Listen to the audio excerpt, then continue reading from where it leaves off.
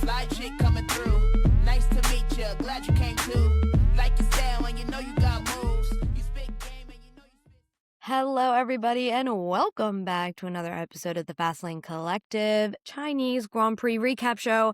I am so excited to be here. I'm very tired, though. Yasmin knows why. Basically, travel issues this week, you guys. I've been through a lot, okay? I've seen a lot of airports. I've seen a lot of airport gates. And yesterday when I got on my plane, I probably could have kissed the flight attendants when I saw them. I was so happy to be on a plane, just going somewhere, honestly. But more thankful to be going home. Yasmin, how are you doing? Are you as exhausted as I am? Because, like, this weekend, St. Patty's Day, we had the race. Like, are you recovering? You okay? Let's just say today I've got a slight headache from all the Guinness I had yesterday. But I'm not as tired as you. Again, I think the worst thing is waiting for a flight and just waiting in the same kind of Ugh. just like room with other people who are miserable as well. So I'm not as bad as you, Brianna. I'm sure you're glad to be home. I am. Also, funny airport story that I'll quick tell before we jump into the F1 stuff. Like, when you're all on a flight together and it keeps getting delayed and moved, like, you just kind of come together as a people collectively. But there was this gentleman, ironically, I don't know his name, but he was on my flight. But I learned every detail of this man's life over yesterday. I actually didn't even speak to him, but he was speaking to everyone else around him. And I just happened to always be in his vicinity, which was annoying, but thank God I have soundproof headphones, so that helped. But yeah, like, it's so funny. Like, you bond with these people because you're all like together for that day. You're trying to help each other out, figure out what's going on. But this guy, man, I know everything. I know You everything. can write an And autobiography about this man. I could, except for his name, ironically. I'll just call it The Man at the Airport. But yeah. And then ironically, he sat right in front of me on the airplane and I was like, oh my God, please don't be talking to a lady next to you. Like, please just go to sleep. Like, I can't hear your voice for another 3 hours. Anyway, so I don't know if you've had that happen to you at an airport, but that was Oh, me yeah. yesterday. Yeah. Yeah. There's always Well, some type of character at an airport, I swear. some type. Yeah, for sure. So whoever that guy was, thanks for sharing your life story with everybody on our flight. Okay, let's get into more interesting things and less of my griping about my travel problems. China.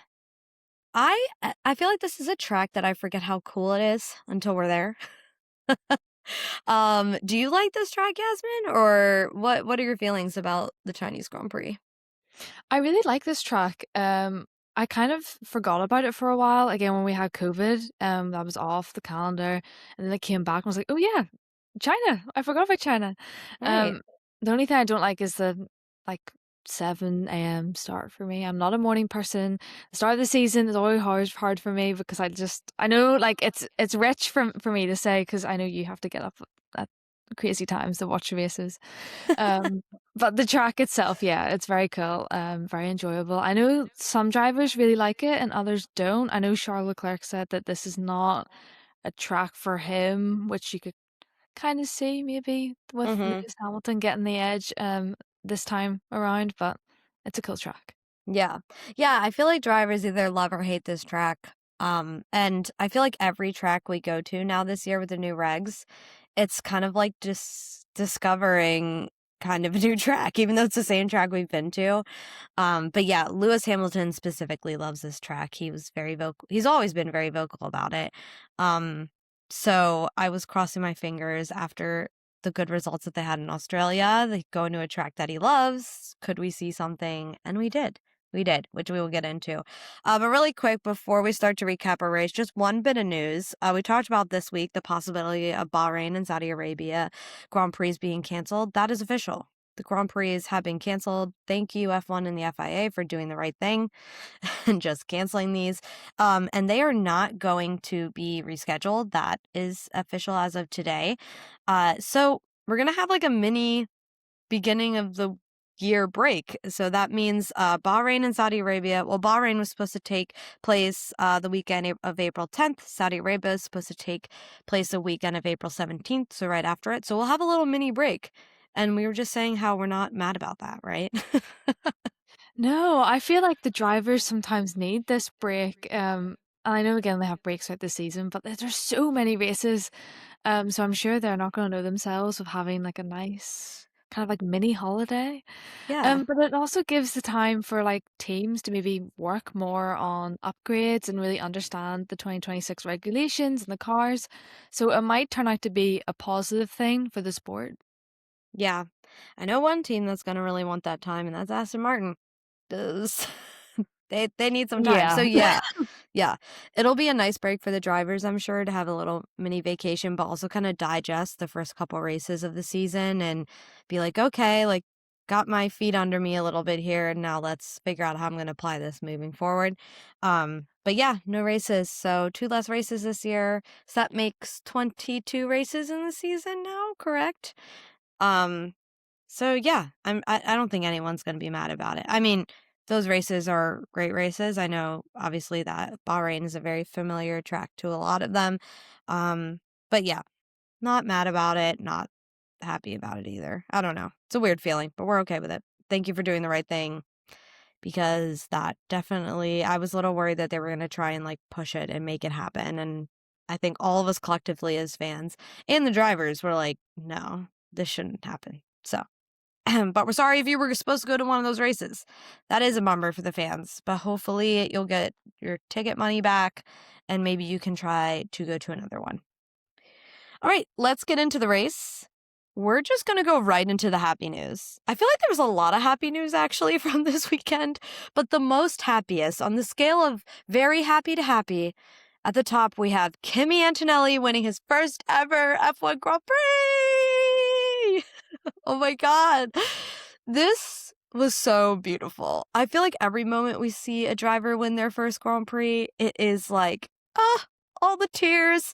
And the fact that Kimi Antonelli didn't hold back his emotions either around winning this, I loved it. Yasmin, how excited were you for Kimi? Oh, I was just so happy for Kimmy. I really was.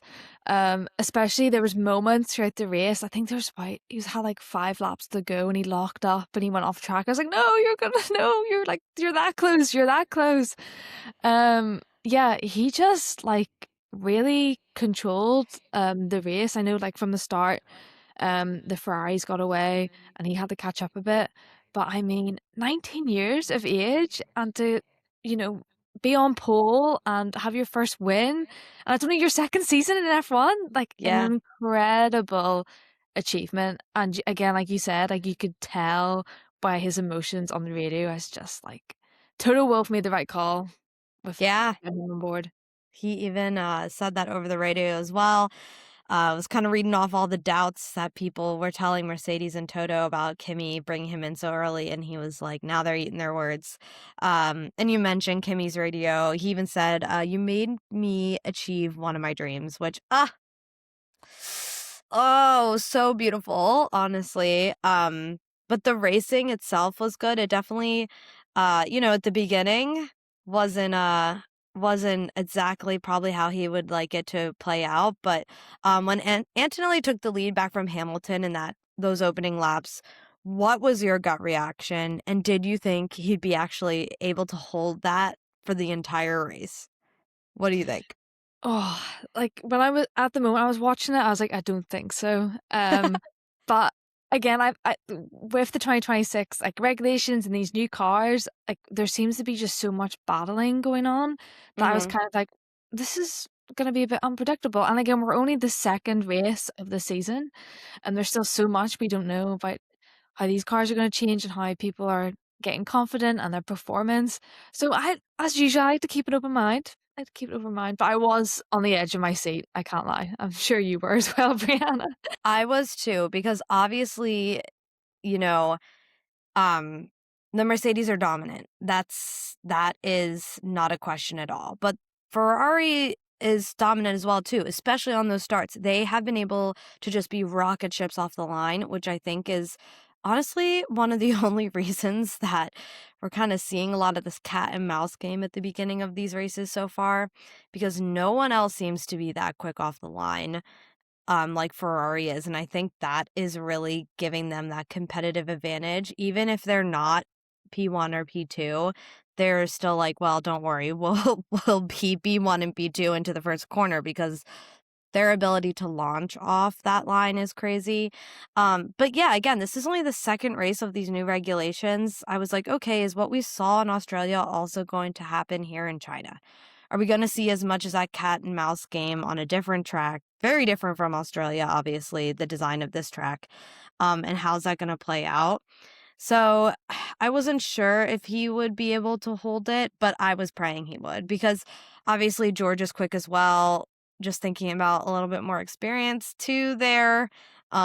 He's got a win under his belt too this year from the first race, so there's a bit of confidence boost there for him. So, but I was so proud of Kimi. He did so well, except for freaking himself out at the end, like you said.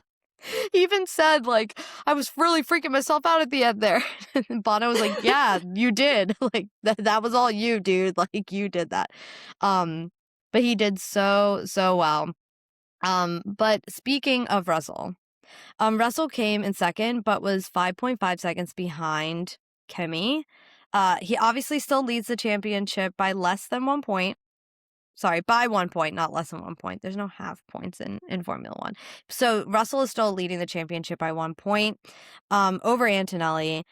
How do you see these team dynamics playing out now? Because I'm feeling a little reminiscent of last year with Oscar Piastri and Lando Norris when they were getting close together. Like, if this is going to kind of hold the way this has been playing out these first two races, these two could be going head to head every single race. What are your feelings about this inner team, the dynamic that this is now going to create in this team? The dynamics within Mercedes going forward now makes me a bit nervous. Mainly because like when Lewis Hamilton was in that team, it was clear he was the team leader. And we've seen it in other teams like Red Bull. It's Max Verstappen, he's the team leader.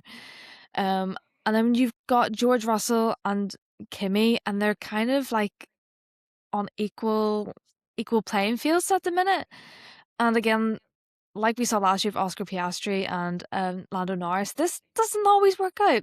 This doesn't always work out. And I doubt Mercedes are going to have papaya rules, but who knows? So I'm nervous. I'm nervous because I feel like I can really swing the one way where we have the team going, okay, we're dictating this, or we have this kind of no man's land of we'll race fairly, but we'll bend the rules at times. So I'm sure Toto has seen how it played out with McLaren and wants to do something different, but it's really up in the air at the minute. And again, we haven't seen any, it's too early in the season for them to be pulling those decisions. But when those decisions come, I'm going to be very nervous. Yes, yeah. And that kind of brings me into my next thought and question for both of us about what we could be witnessing or starting to witness right now is basically, are we watching the birth of another generally contested inter-team rivalry at Mercedes, or is this too early to call? The regulations are just being birthed, like we have no idea. For me, I think we could. I think we could be seeing the next big inter-team rivalry here. We've got a hungry young kid that has nothing to lose, really, and wants to prove his worth as kind of the next big thing in F1.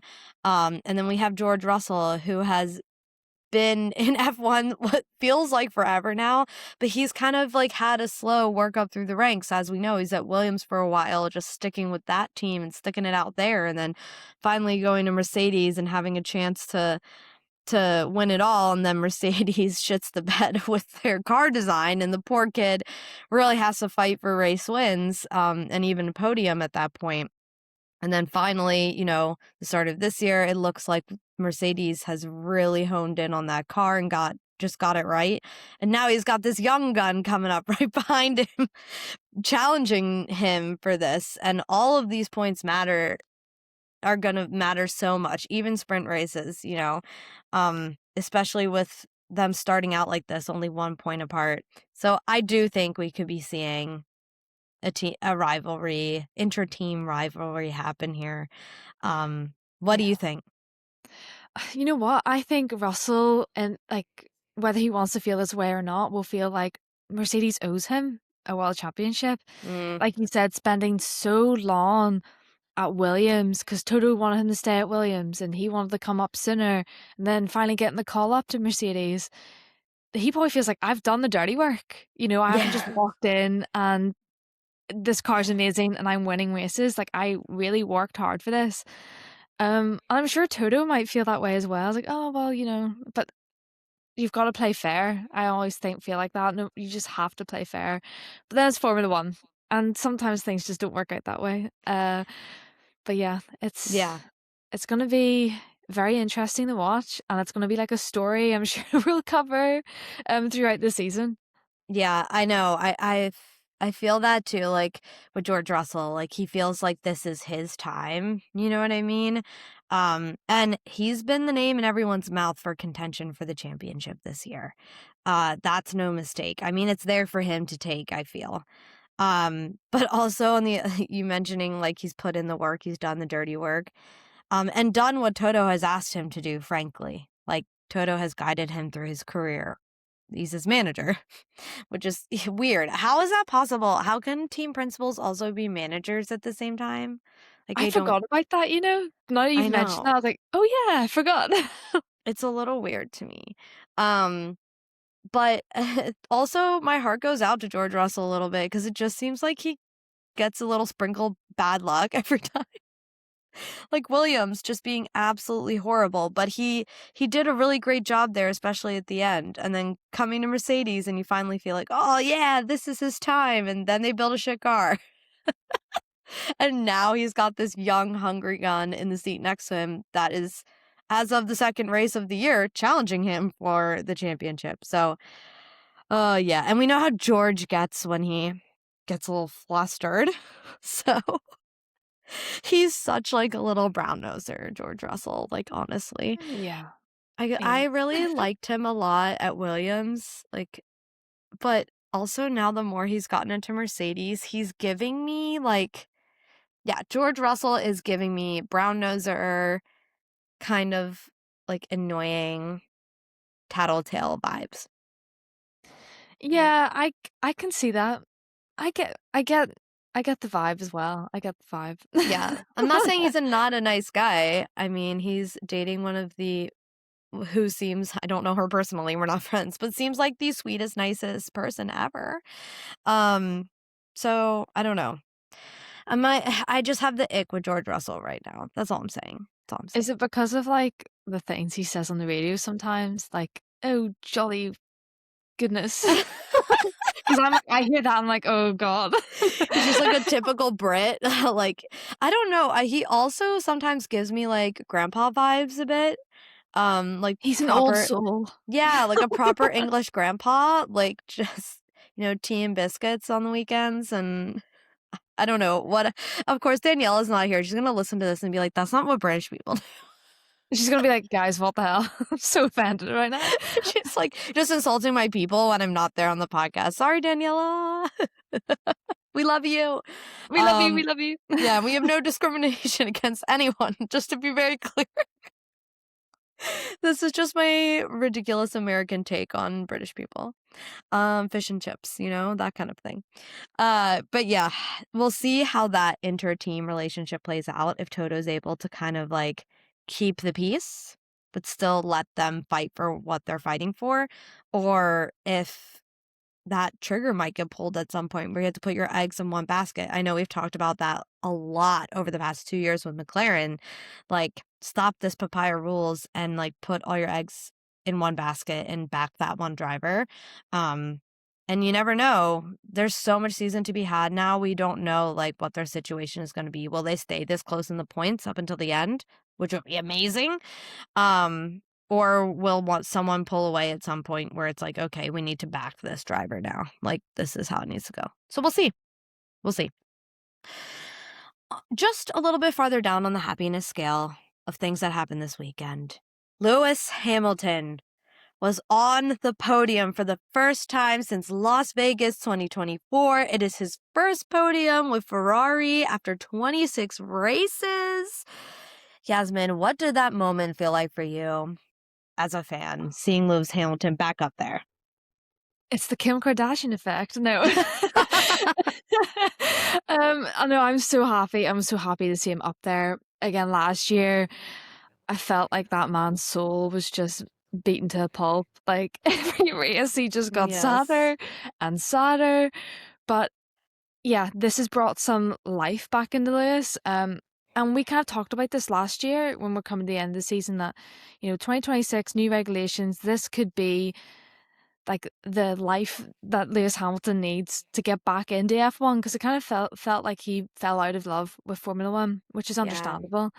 But it's incredible to see him back on the podium. Yes, only P3, not a win, but it's still an incredible achievement, especially for Ferrari. And again, the battles that him and Charles had throughout that race were so entertaining. Charles even said on the radio, "I'm having so much fun." And I was having Yeah. fun watching it as well.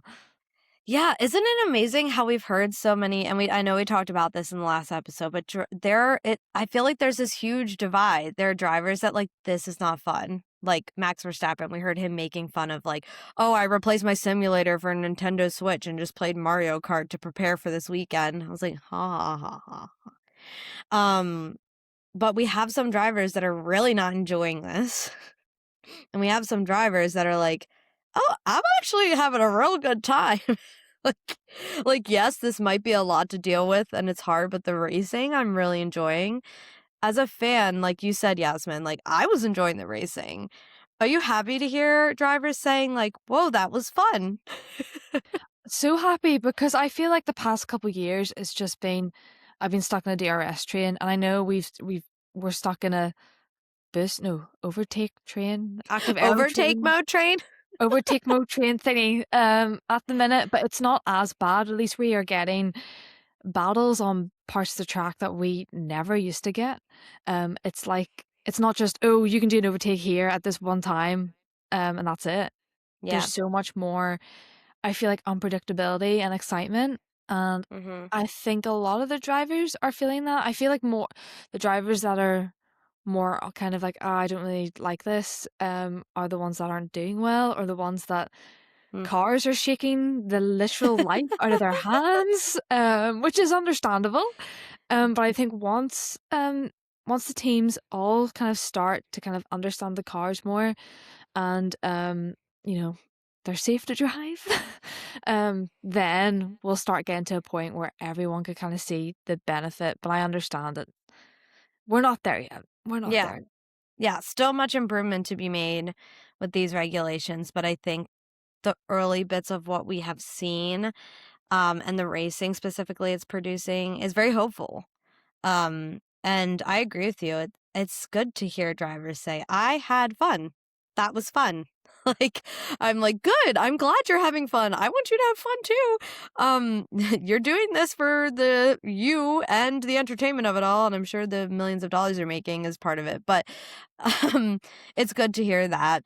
And yeah, you're right. We're seeing more battles, not just at the front, like in the middle and the back. And I feel like, I don't know about you, but I feel like the starts of the races are so much more chaotic. Like, it is impossible to know like what is going on. I can only focus on the first like the four cars at the beginning, but there is so much overtaking, switching going on for those first couple of laps. At least it just feels like pure chaos. Like, it doesn't really settle down until like lap 4, lap 5, which is exciting. I love that. It's chaotic, but I love it.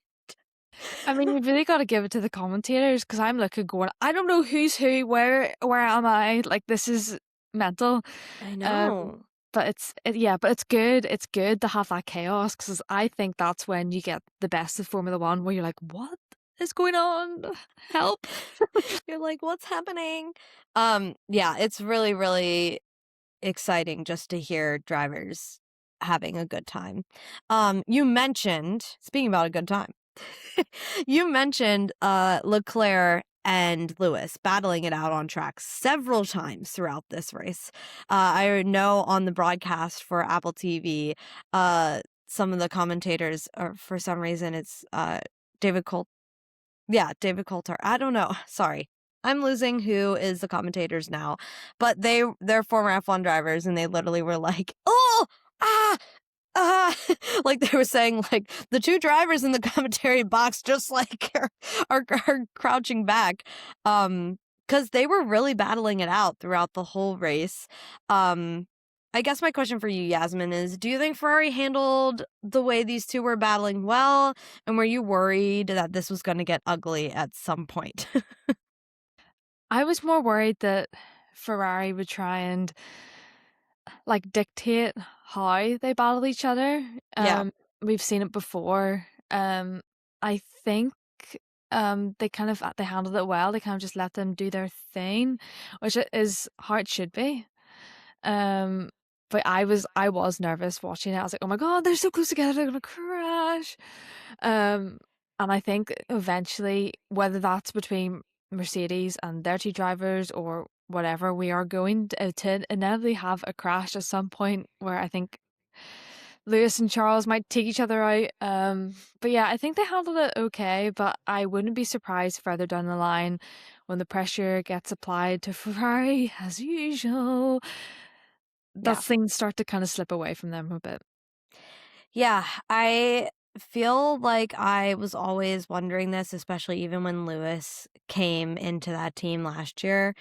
Obviously, Charles Leclerc has been their golden boy, literally like the Prince of Ferrari, the Prince of Monaco. Like that, I don't know how to describe how much like Charles Leclerc and Ferrari like go together. So I was wondering, like, man, if there ever came a day where these two were close in points, or what's Ferrari going to do? Are they going to back their golden boy because it's their golden boy? Or are they going to back whoever is doing the best and performing the best? It kind of brings me back a little bit to Sergio Perez and Max. How, that team always favors Max. No matter what, it doesn't really matter. It's Max always. And I kind of wondered in my head if Ferrari would ever be like that, like Charles always. And Lewis would become this weird kind of like second driver. I don't think he's ever mentioned feeling like that, being in that seat. That Ferrari has made him feel like that. But I wondered if like push came to shove, what that would be like. It's going to be a hard one because, like you said, golden boy Charles Leclerc, but also, Lewis isn't going to back down. Especially, he wants that 8th world championship. And I'm sure Ferrari pay a big amount of money to get Lewis Hamilton. So it's a really odd, like, I honestly don't know what they do. I really don't. Yeah. It's hard. It is. And just looking at the points right now, those two also are just a point apart. Leclerc has 34 points. Lewis has 33. So they're also sitting really close together. Also, I have to correct myself. Mercedes are not 1 point apart. Apologies. Oh. Russell has 51 points and Antonelli has 47. So correcting myself there, they're not 1 point apart, but that's still pretty dang close. Might as well just be 1 point, because honestly. But yeah, still close for both of those two as well. So yeah, it's just like a thought I have had about how that dynamic would shake out if, that ever happened. And we'll see if that ever happens, honestly. But it was still good to see Lewis on the podium. It's crazy to think the last time he was on the podium was 2024 in Las Vegas. He went a whole year without a podium, which I knew, but like this is just a reminder.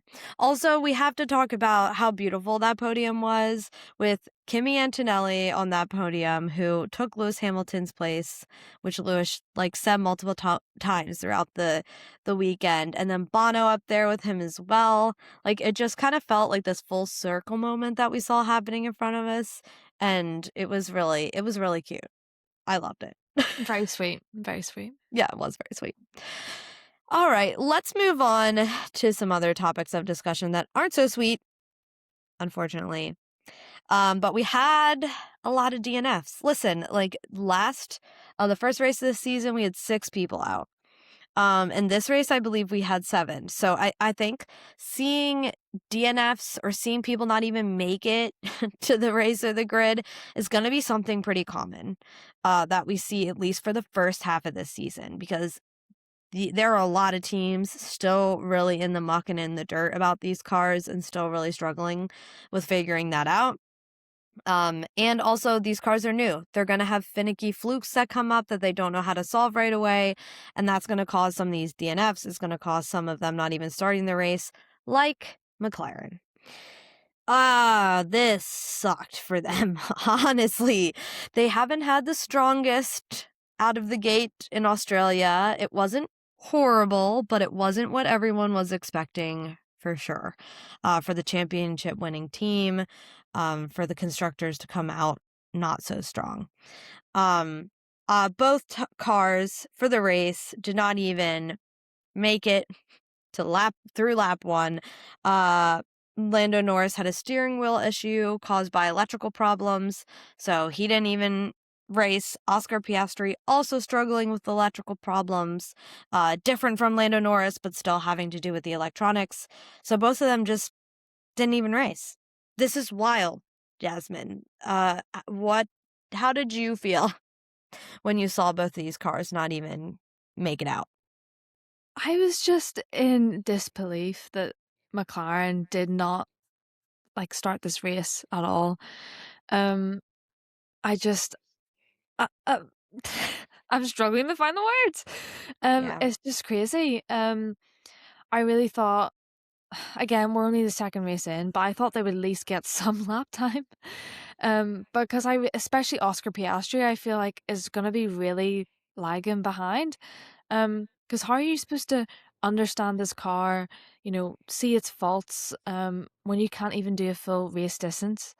And I know they competed in the sprint race this weekend in qualifying, but that's still not enough. It's not enough, especially for Oscar Piastri, who didn't start at all in Australia as well. So it's worrying. It's worrying. I really hope the next race that they at least get halfway through it. That'd be great. Would love to see that. But McLaren, they've got work to do. They've got a lot of work to do. Really quick, guys, I want to talk about our sponsor, which I'm so proud to be the owner of, which is Grand Prix Girl. If you didn't know, Grand Prix Girl really started with a simple frustration. It's me and my mom. We've loved F1 for so long, but we couldn't find merchandise made for women, which kind of blew our minds, seeing that women make up now over 43% of the F1 fan base. So we decided to make our own. Yes, that's right. We went into business together and we started making our own F1 merch. The brand is called Grand Prix Girl. Grand Prix Girl offers jewelry in race day style designs exclusively for female F1 fans. We keep you guys top of mind every time we are designing something, and our brand is truly all around female Formula One and motorsports fans. You can shop our best-selling products like our paddock pendant and even our new double stack bracelets that just came out at grandprixgirl.com. You can find us on Instagram and TikTok as well at Grand Prix Girl, and we hope you come join us over in our community. We are really proud to sponsor this podcast, and we are so, so proud and honored to bring you merch made for female fans. So again, go check us out at grandprixgirl.com, and back to the podcast. Agreed. Yeah, I was just taking a look at the standings as well. After this weekend, Lando Norris sits in 6th behind Oliver Bearman. I'm just saying that right there. There's a Haas above a McLaren driver at the moment. And then Oscar Piastri's all the way down in 12th, which is just gut-wrenching for him. McLaren as a team is still sitting 3rd in that Constructors' Championship, but just by a point. Haas is right behind them. Again, we're only 2 races in, but I can't even believe that they're even close on the list to each other. It's just wild. Yeah, I mean, having any car out of any race is detrimental, obviously, for your Constructors' Championship run. But having both cars out just in the second race of the season, with, like you said, Oscar Piastri missing that first Grand Prix, those points are precious. Not just the points, the run time is precious right now. They need all the data that they can get. And the fact that both of those cars were out was just, I think that's going to come and bite them in the but later this season, honestly. I feel like we're going to be a couple races toward the end and we're going to be saying, man, if that didn't happen in China, they might not be in this situation. So that really sucked for them, honestly. I didn't like seeing that, but it is what it is. And these cars are like very brand new babies. Everyone's just figuring out how to take care of their baby. And the babies can't talk and they can't, so you're just trying to do your best and figure it out. And I feel like that's kind of what we saw there. And not just the McLarens either out on this. Bortoleto and Albon were also out before lights out. So they weren't the only ones kind of in this situation, but to have both cars, nobody else besides another team that we'll talk about in 1 second, had both cars out. So yeah, not good news for them. Aston Martin. Next. Next. I don't even know. Like, I'm at this point with them now where I'm like, you know what? Just pack it up. Like, can you not compete this season? Because I don't think it's worth it. Like, as a business, as a team, as individuals, like financially. I don't think it's smart to continue. If you didn't see this, obviously we all know all the catastrophes Aston Martin has gone through and how that came to light in Australia about the difficulties they were having in the car, really specifically to vibration. Aston Martin says they have made some progress with that vibration component, but more like that it's not vibrating as much, so it's not damaging the battery as much, but it's still so much vibration that it's damaging their drivers. Fernando Alonso wasn't even driving with his hands for part of the race, anywhere he felt that it was quote-unquote safe, which, by the way, it's never safe to drive an F1 car with no hands. Let's just preface that. You should never be doing that as a strategy. I mean, it happens sometimes, but not as like a thought out strategy. But he was specifically driving with no hands for parts of the race where he felt it was safe for himself to do that. So he could give his hands a break from the vibration because it was so intense. And then he ended up retiring because the vibration was so intense, he lost feeling in his hands and fingers. My God. You can't write this. You can't write this. No, this honestly sounds like earthquake levels of shaking. Like, can someone get in there and like do a video of how bad it shakes? I want to see. I freaking want to see what this shaking is like. That's literally taking the GOAT Fernando Alonso just like straight out. He's like, you know what? I'm done. This is good. Can't feel my hands. I'm just gonna park it. You know it's bad when Fernando Alonso's like, no, wrap it up. I'm going home. Yeah. I don't understand how we're here. I don't either. It's just like baffling to me how Aston Martin has just completely fumbled this car. Absolutely fumbled this car. And with so much hype that they were saying, just like, oh, we're gonna, like, they were literally acting like they were gonna be championship winners this year. And now it is the exact opposite. I think we should take a bet on how many races Aston Martin's both cars, because Lance Stroll also retired from the race. He DNF'd. We should just like take a bet on how many races Aston Martin is actually going to finish this year. Oh God. I'm gonna say they're gonna finish 6 races. 6? 6. I'm gonna be more optimistic, and I'm gonna say, God. Blech. I'm trying. I'm gonna say 10. Okay. I'm just hoping that like they get an upgrade and just magically it fixes everything, and this is an amazing car, guys. Look. I know you're shaking your head. I kind of feel the same way. I just at least, make it safe for the drivers. I don't know how the FIA are like stepping in Because again, Mm-hmm. when a driver cannot feel his hands, that's a safety issue. So I don't know. Maybe that's just me. It's just me thinking that. I don't know. It's just us. Maybe it's just us. Yeah, it's so bad. When like I said, I think I said this week. When you think it can't get any worse, and I am honestly asking myself the question: will they be able to finish race this year? That is actually a question I'm asking myself No, because I agree. I agree.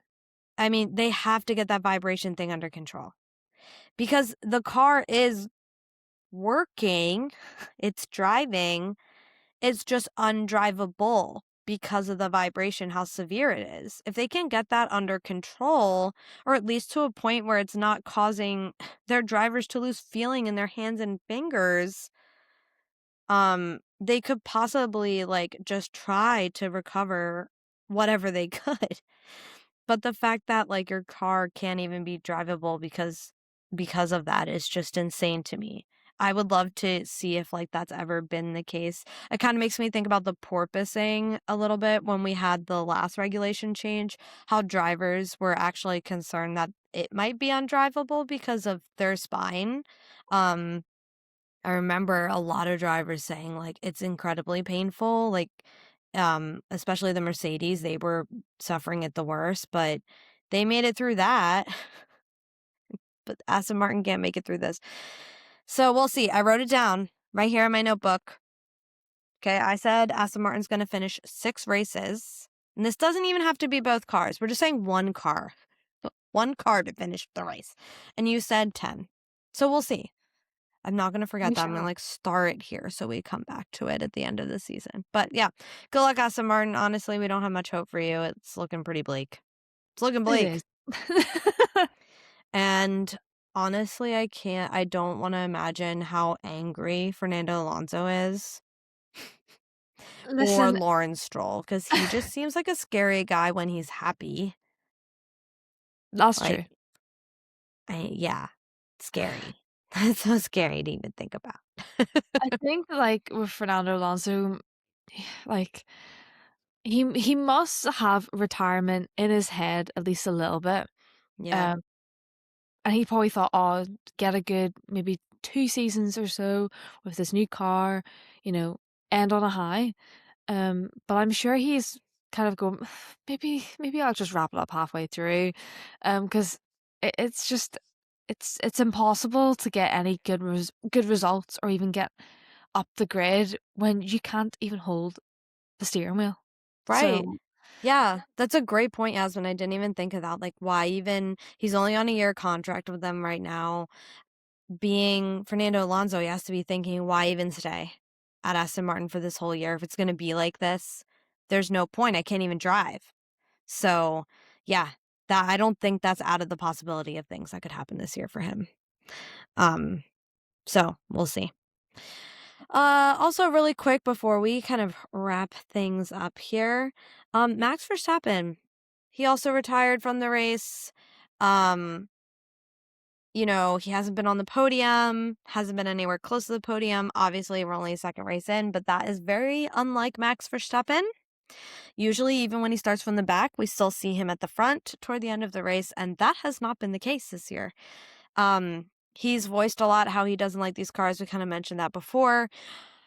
What do you think this is going to do to Max Verstappen? You just mentioned retirement with Fernando Alonso.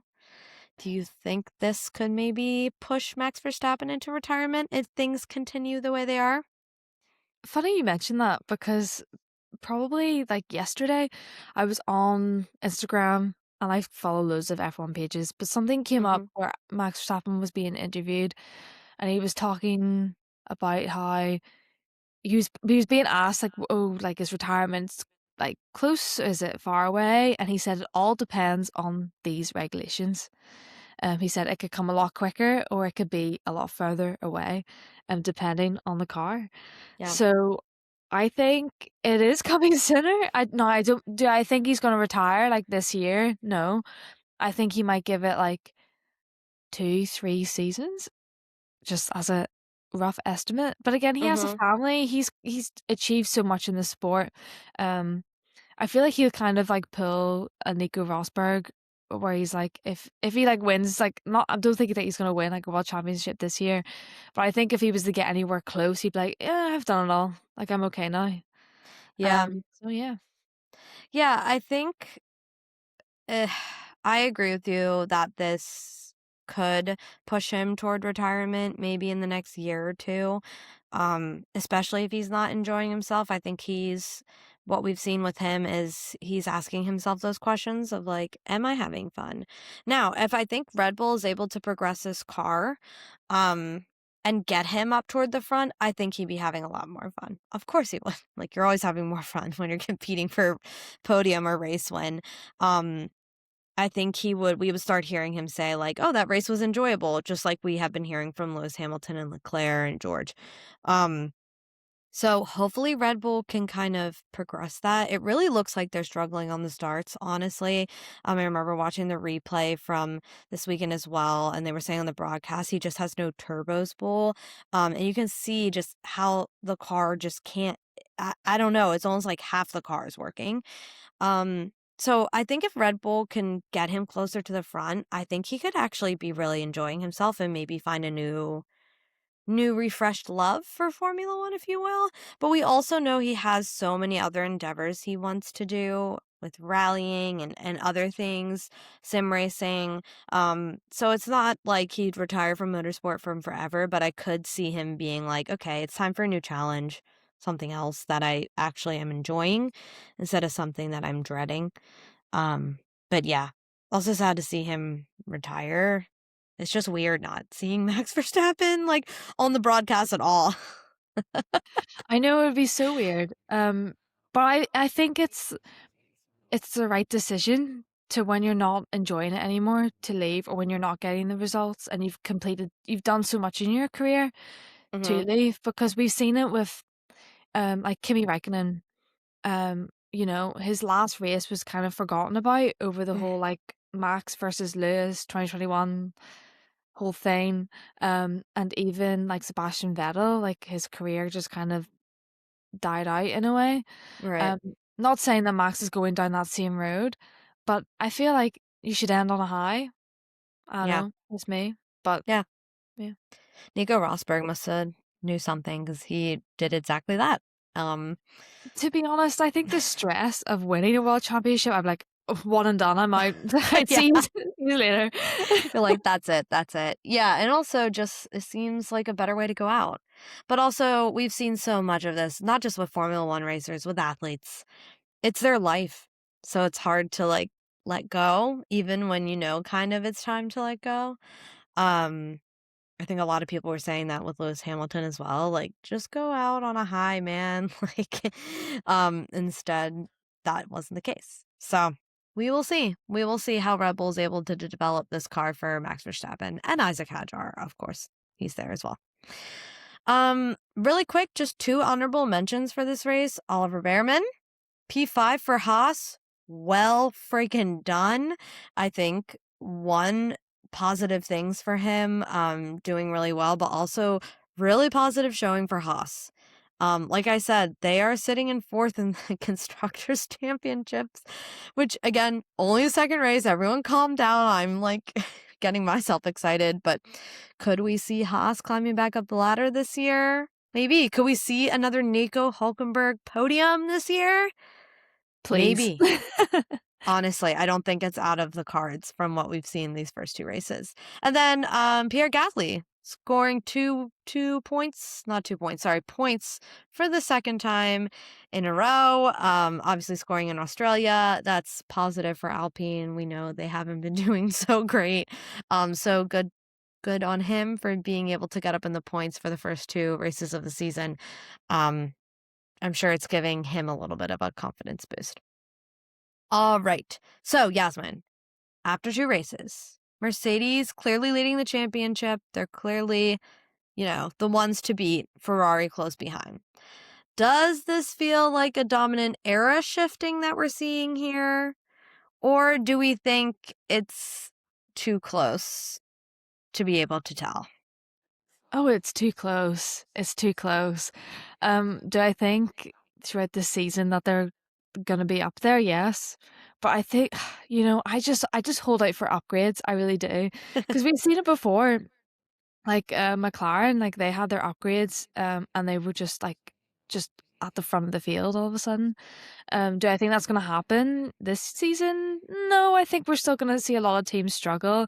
But I think Mercedes, out of any team, have got like the opportunity and the chance to win the World Championship. And yeah, I don't know. It's too early. It's too early. Everyone's on the hype train, like, yes, they're back, they're back. But I'm not quite there yet. I'm not quite there. Yeah, I'm not either. Like Ferrari's just a little too close, to be honest, for me to be able to confidently call it at this point. And it's interesting because we mentioned this earlier, but Ferrari has some advantages over Mercedes, and Mercedes has some advantages over Ferrari. But again, with these new regs, it's just too early to tell. And like you said, upgrades and development, like what will that do? Will someone pull away mid-season, or will we see this kind of like head-to-head race with these two teams to the end? I would really love this to continue the whole season.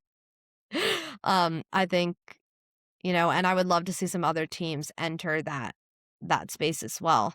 I think, McLaren maybe could if they're able to get a good upgrade. But yeah, it's an exciting time to be an F1 fan right now, I think. And there's just so much going on. It's so exciting. So exciting. It is really exciting. And I can't wait for this season and how it's going to play out. And hopefully to you listening that you join us throughout the entire season. Yes, I hope so. Honestly, I haven't been this excited to watch races in a while, which kind of makes me sad to say. But I honestly, like if I missed a race, I would kind of be like, oh well, I'll watch it eventually. Like I'll get to it. But now I'm like, oh my God, like this weekend it was very difficult for me to watch the race, so I made sure, like, when I went to bed, I was, like, watching it, and, like, I was like, okay, stop to lap 32. I gotta pick it right back up. Because, like, it was just, you just don't know what's gonna happen, and it's so exciting. And it was cool to witness a little bit of history, watching Kimi get his first win, also second youngest winner, and the second youngest pole sitter, I believe, as well. So we did witness a bit of F1 history this weekend, so that was exciting, too. That always makes it a little bit more fun. All right, guys. Well, thanks again for joining us for another episode of the Fastlane Collective. As always, make sure to subscribe to the podcast wherever you listen to podcasts or on YouTube. We're also over on YouTube, so you can watch your podcast if you'd like.